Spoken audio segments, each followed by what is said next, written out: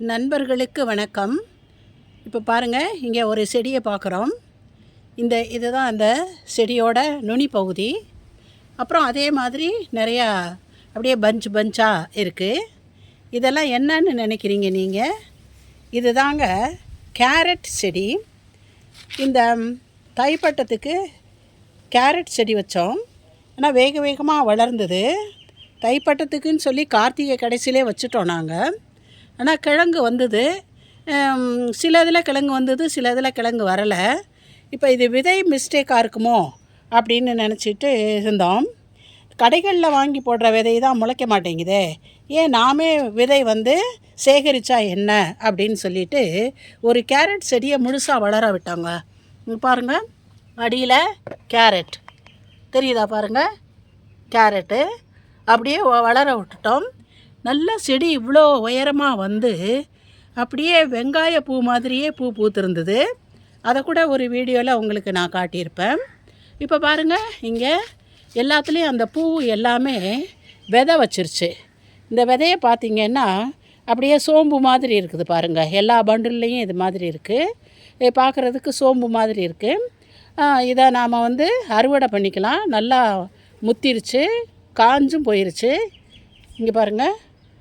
அதனால் இதை அறுவடை பண்ணி நாம் வச்சுக்குவோம். அடுத்த சீசனுக்கு நம்ம வீட்டு விதையிலிருந்தே நாம் கேரட் செடி உண்டாக்கலாம். இந்த விதையெல்லாம் எடுத்துட்டு உங்களுக்கு எப்படி கேரட் விதை இருக்குது அப்படிங்கிறத நான் காட்டுறேன். எவ்வளோ உயரமாக இருக்குது பாருங்கள் செடி.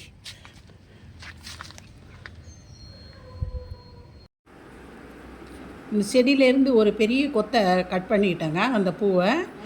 அதிலேருந்து இப்படி எடுத்தோம்னாக்க இங்கே பாருங்கள், விதை உதிர்ந்துக்கிட்டு இருக்குது. இந்த விதையை இப்படி உதுத்து நாம் எடுத்துக்கலாம். எல்லாம் நல்லா காஞ்ச விதையாக இருக்குது. எடுத்து முடித்த உடனே இந்த இது இருக்குது பாருங்கள், இதை தூக்கி வச்சிடலாம்.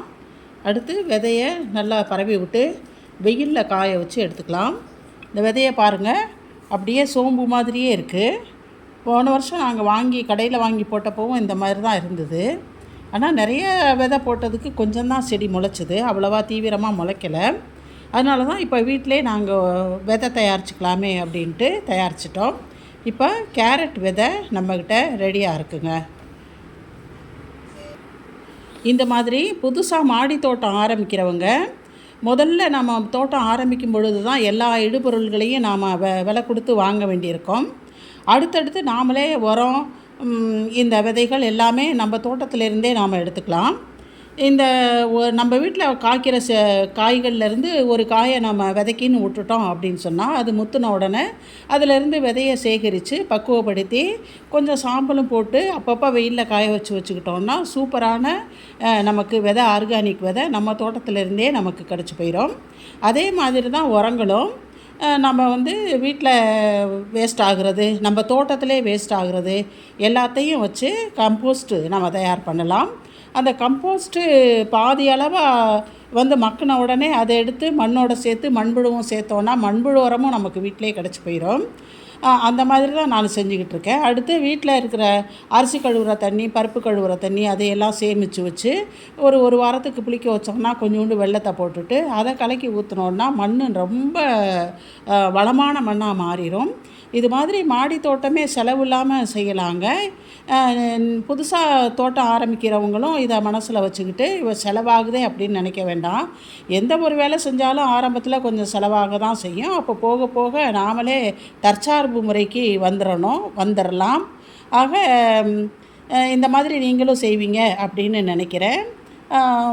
தைரியமாக செய்யலாம். இதோட இந்த வீடியோவை முடிச்சுக்குவோம். வீடியோ பிடிச்சிருந்தாக்கா லைக் பண்ணுங்கள், ஷேர் பண்ணுங்கள், சப்ஸ்கிரைப் பண்ணுங்கள். நன்றி, வணக்கம்.